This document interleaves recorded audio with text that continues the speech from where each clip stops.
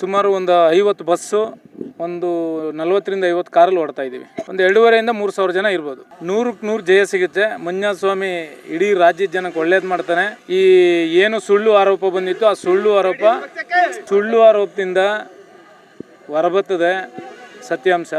ಈ ಕಾಂಗ್ರೆಸ್ ಸರ್ಕಾರ ಏನು ತರಾತುರಿಲಿ SIT ರಚನೆ ಮಾಡಿ ಅಧಿಕಾರಿಗಳಿಗೆ ಮತ್ತು ರಾಜಕಾರಣಿಗಳಿಗೆ ಮತ್ತು ನಮ್ಮ ಹಿಂದೂ ಧರ್ಮಕ್ಕೆ ಎಲ್ರಿಗೂ ತಲೆ ತಗ್ಸೋಂಥ ಕೆಲಸ ಮಾಡಿದೆ. ತರಾತುರಿನಲ್ಲಿ ಯಾರೋ ಬೂಡೆ ಹಿಡ್ಕೊಂಬಂದ ಅಂತೇಳಿ ಕೈಲಿ ಬೂಡೆ ಹಿಡ್ಕೊಂಬಂದವನಿಗೆ ಕುಂಬಳಕಾಯಿ ಥರ ಒಂದು ಬೂಡೆ ಕೈಲಿ ನೇತಾಕೊಂಬಂದವನಿಗೆ ಅವ್ನು ಬೂಡೆ ಹೇಳ್ತಂದ. ಆ ಬೂಡೆ ತಂದವನು ಯಾರು? ಅವನಿಂದ ಯಾರವ್ರೆ? ಬೂಡೆ ತೊಗೊಂಡು ಡೆಲ್ಲಿಗೆ ಹಾಕೋದ? ಇವ್ರು ಯಾಕೆ ತರಾತುರಿಲಿ ಇದು ಮಾಡಿದ್ರು? ಇದ್ರ ಹಿನ್ನೆಲೆ ಯಾರ್ಯಾರಿದ್ದಾರೆ ಅದು ತನಿಖೆ ಆಗಬೇಕು.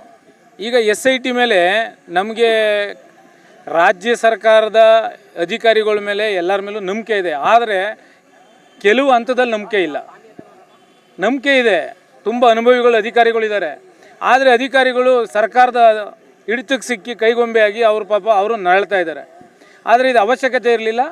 ಇದನ್ನು ತರಾತುರಿಯಲ್ಲಿ ಮಾಡಿ ನಮ್ಮ ಹಿಂದೂ ಧರ್ಮಕ್ಕೆ ಮತ್ತು ಧರ್ಮಸ್ಥಳ ಮಂಜುನಾಥಸ್ವಾಮಿಗೆ ಕೆಟ್ಟ ಹೆಸರು ತರಬೇಕು ಅನ್ನೋ ಒಂದೇ ಉದ್ದೇಶದಿಂದ ಇದೆಲ್ಲ ಆಗಿದೆ. NIಗೆ ಯಾಕೆ ವಹಿಸ್ಬೇಕು ಅಂದರೆ ನೋಡಿ, ಯಾರೂ ಈಗ ಒಂದು ಬಸ್ಸು ಹೋಗಬೇಕಾದ್ರೆ ಡೀಸೆಲ್ ಇಲ್ಲದೆ ಬಸ್ ಹೋಗುತ್ತಾ? ಡೀಸೆಲ್ ಹಾಕೇ ಬಸ್ಗೆ ಹೋಗ್ಬೇಕು. ಡೀಸೆಲ್ ಕೊಡಬೇಕಲ್ಲ. ಡೀಸೆಲ್ ಎಲ್ಲಿಂದ, ಯಾವ ಬಂಕಿಂದ ಬಂತು, ಯಾವ ಇದರಿಂದ ಬಂತು ಅಂತ ಹೇಳ್ಬೇಕಲ್ಲ. ಅದನ್ನ ಬಸ್ ಹೋಗ್ಬೇಕಾದ್ರೆ ಡೀಸೆಲ್ ಬೇಕಲ್ಲ. ಆಯಿಲು, ಗ್ರೀಸು, ಡೀಸೆಲ್ ಎಲ್ಲ ಬೇಕಲ್ಲ. ಟೈರ್ ಹಾಕ್ಬೇಕಲ್ಲ. ಅದಕ್ಕೆ ಯಾರು ಬಂಡವಾಳ ಹಾಕೋರು? ಬಂಡವಾಳ ಹಾಕಿರೋರು ಯಾರು ಅಂತ ಬೇಕು. ಇವಾಗ ಬುರ್ಡೆಗೆ ಬಂಡವಾಳ ಯಾರು ಹಾಕಿದ್ರು, ಯೂಟ್ಯೂಬರ್ಗೆ ಬಂಡವಾಳ ಯಾರು ಹಾಕಿದ್ರು, ಇವ್ರಿಗೆಲ್ಲ ಗ್ಯಾಂಗ್ ಕಟ್ಟಿದ್ಯಾರು, ಎಲ್ಲೆಲ್ಲ ಮೀಟಿಂಗ್ ಮಾಡಿದ್ರು, ಇದೆಲ್ಲ ಬೇಕಲ್ಲ, ಹೊರಬರ್ಬೇಕಲ್ಲ. ಇದೆಲ್ಲ ನೋಡಿ, ಫ್ರೀ ಹ್ಯಾಂಡ್ ಬಿಟ್ಟಿದೆ ಅಂತ ಮಾಧ್ಯಮದ ಮುಂದೆ, ಪ್ರೆಸ್ ಮುಂದೆ ಹೇಳ್ತಾರೆ. ಆದರೆ ಅಧಿಕಾರಿಗಳು ಯಾರ ಅಧೀನದಲ್ಲಿರ್ತಾರೆ? ರಾಜ್ಯ ಸರ್ಕಾರದ ಅಧೀನದಲ್ಲಿರ್ತಾರೆ. ಅವ್ರು ಏನು ಮಾಡ್ಬೇಕು? ಅವಾಗ ಅವ್ರು ಏನು ಮಾಡಬಲ್ಲರು? ಏನು ಈಗ 11 ಕಡೆ 13 ಕಡೆ ತೆಗೆದ್ರು, ಏನು ಸಿಕ್ತು? ಮೂಳೆ ಸಿಕ್ತಾ, ಕಾಲು ಸಿಕ್ತಾ, ಹಲ್ಲು ಸಿಕ್ತಾ, ಏನು ಸಿಕ್ತು?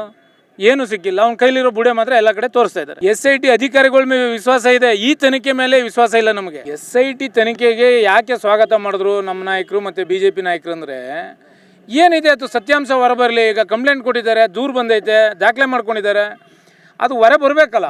ಸುಮ್ಮನೆ ಹೊರಬರೋದಕ್ಕೆ ಮುಂಚೆನೇ ನಾವು ವಿರೋಧ ಮಾಡಿದ್ರೆ ತಪ್ಪಲ್ವ ಅದು? ನೀವೇ ಏನು ಹೇಳ್ತೀರಿ? ಇನ್ನೂ ತನಿಖೆನೇ ಸ್ಟಾರ್ಟ್ ಆಗಿಲ್ಲ, ಇವರು ಅಲ್ಲೇ ವಿರೋಧ ಮಾಡ್ತಾಯಿದ್ದಾರೆ, ವಿರೋಧ ಪಕ್ಷರು ಅಂತೀರಿ. ಆದರೆ ತನಿಖೆ ಆಗಿ ಅದರಲ್ಲಿ ಏನು ಸತ್ಯ ಇಲ್ಲ ಅಂತ ಅಧಿಕಾರಿಗಳೇ ಎಲ್ಲ ಮೀಡಿಯಾದವರೇ ಆಚೆ ಬಿಟ್ಟ ಮೇಲೆ ತಾನೇ ನಾವೆಲ್ಲ ಹೊರಟಿರೋದು. BJP ಪಕ್ಷದಿಂದ ಇರ್ಬೋದು, JDS ಪಕ್ಷದಿಂದ ಇರ್ಬೋದು, ಎಲ್ಲ ನಾಯಕರುಗಳು ಹೊರಟಿರೋದು ಅದರಿಂದನೇ. ನೋಡಿ, ಈಗ ಒಂದು ಒಳ್ಳೆ ಜಾಗ ಇದ್ದಾಗ, ಒಳ್ಳೆ ಮನುಷ್ಯ ಇದ್ದಾಗ ಈ ಥರದವೆಲ್ಲ ಬರ್ತಾ ಇರ್ತವೆ. ಅದ್ರ ಪರವಾಗಿ ನಾವು ನಿಂತ್ಕೋಬೇಕು. ಯಾರು ಅದ್ರ ವಿರುದ್ಧವಾಗಿದ್ದಾರೆ ಅವ್ರ ವಿರುದ್ಧವಾಗಿ ನಾವು ಯಾರು ಇಲ್ಲಿ ಈಗ ಲಕ್ಷಾಂತರ ಜನಕ್ಕೆ, ನಮ್ಮ ರಾಜ್ಯದಲ್ಲಿ ಲಕ್ಷಾಂತರ ಜನಕ್ಕೆ ಪ್ರತಿದಿನ ಅನ್ನದಾಸೋಹ ನಡೀತಾ ಇದೆ. ಪ್ರತಿದಿನ ಸಂಘ ಸಂಸ್ಥೆಗಳು ಎಲ್ಲ ಥರದಲ್ಲೂ ಮಹಿಳೆಯರಿಗೆ, ರೈತರಿಗೆ ಎಲ್ಲ ಥರದಲ್ಲೂ ಸಹಾಯ ಮಾಡ್ಕೊಬಂದಿದೆ ಧರ್ಮಸ್ಥಳ ಸಂಘ ಮತ್ತು ಧರ್ಮಸ್ಥಳ ಒಂದು ಸಂಸ್ಥೆ. ಅದನ್ನು ಸುಮ್ಮನೆ ಏಕಾಏಕಿ ಇವರು ಕೆಟ್ಟ ಹೆಸರು ತಂದು ಅದನ್ನು ದಿಕ್ತಪ್ಪಿಸೋಂಥ ಕೆಲಸ ನಡೀತಾ ಇದೆ. 100ಕ್ಕೆ 100 ಆಗ್ತಾರೆ ನೋಡಿ, 100ಕ್ಕೆ 100 ಹೊರಬರ್ತಾರೆ. ಅದರಿಂದ ಯಾವುದೇ ಸಂಶಯ ಬೇಡ. ನೋಡಿ, ಈಗ ಸಾವಿರಾರು ಜನ ಇಡೀ ರಾಜ್ಯದಿಂದ ಹೋಗ್ತಾ ಇದ್ದಾರೆ ಧರ್ಮಸ್ಥಳಕ್ಕೆ. ಯಾಕೆ ಹೋಗ್ತಾ ಇದ್ದಾರೆ ಇವತ್ತು? ಎಲ್ಲರಿಗೂ ಬುದ್ಧಿ ಇಲ್ವ ನಮ್ಮ ಜನಕ್ಕೆ? ನಾವು ದಿನ ಬೆಳಗ್ಗೆ ಎದ್ದು ನೋಡ್ತಾ ಇಲ್ವ? ನಾವು ಪ್ರೆಸ್ನಲ್ಲಿ ನೀವೇ ಸುದ್ದಿ ಮಾಧ್ಯಮದವ್ರು ನೀವೇ ಎಲ್ಲನ ತೋರಿಸ್ತಾ ಇದ್ದೀರಲ್ಲ, ಸತ್ಯ ಏನಿದೆ, ಸುಳ್ಳು ಏನಿದೆ ಅಂತ ಎಲ್ಲ ತೋರಿಸ್ತಾ ಇದ್ದೀರಲ್ಲ. ಅದನ್ನು ನೋಡಿಕೊಂಡೇ ಇವತ್ತು ರಾಜ್ಯ ಸರ್ಕಾರದ ವಿರುದ್ಧ ಎಲ್ಲ ಸಮಾಜದ, ನಮ್ಮ ಹಿಂದೂ ಧರ್ಮದ ಎಲ್ಲ ಸಮಾಜದ, ಈ ರಾಜ್ಯದ ಎಲ್ಲ ಜನಾಂಗನೂ ಸುಧಾ ಧರ್ಮಸ್ಥಳದ ಪರವಾಗಿ ನಿಂತಿದೆ ಇವತ್ತು. ಈಗ ನೋಡಿ, ಅವರೇ ಈಗ ಈ ರಾಜ್ಯದ ಉಪಮುಖ್ಯಮಂತ್ರಿಗಳೇ ಹೇಳಿದ ಮೇಲೆ ಇನ್ನು ನಾವೇನು ಹೇಳೋದಿದೆ?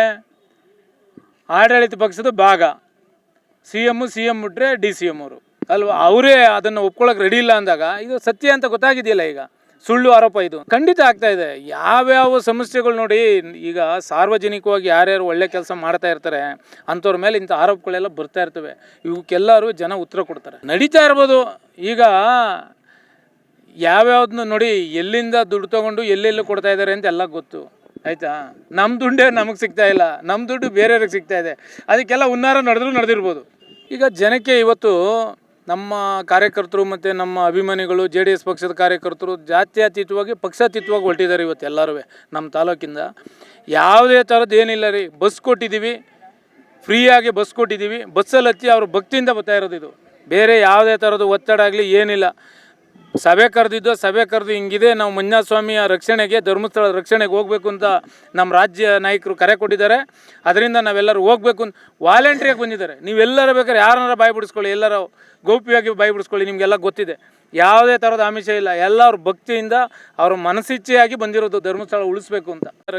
ಧರ್ಮಸ್ಥಳದ ರಕ್ಷಣೆಗೆ ಹೋಗ್ಬೇಕು ಅಂತ ನಮ್ಮ ರಾಜ್ಯ ನಾಯಕರು ಕರೆ ಕೊಟ್ಟಿದ್ದಾರೆ. ಅದರಿಂದ ನಾವೆಲ್ಲರೂ ಹೋಗ್ಬೇಕು ಅಂತ ವಾಲಂಟ್ರಿಯಾಗಿ ಬಂದಿದ್ದಾರೆ. ನೀವೆಲ್ಲರೂ ಬೇಕಾದ್ರೆ ಯಾರನ್ನಾರ ಬಾಯಿ ಬಿಡಿಸ್ಕೊಳ್ಳಿ, ಎಲ್ಲರೂ ಗೌಪ್ಯವಾಗಿ ಬಾಯಿ ಬಿಡಿಸ್ಕೊಳ್ಳಿ, ನಿಮಗೆಲ್ಲ ಗೊತ್ತಿದೆ.